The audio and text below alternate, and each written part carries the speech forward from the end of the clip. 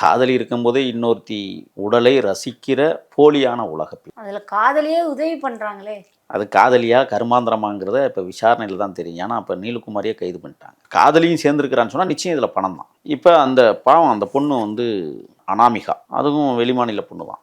இப்போ இந்த பொண்ணு கழிவறையில் போய் அவங்க குளிக்கிறதையோ அல்லது கழிவறை போகிறதையோ இவன் படம் பிடிச்சி எடுப்பதை அந்த பெண்ணே பார்த்துருக்கான்.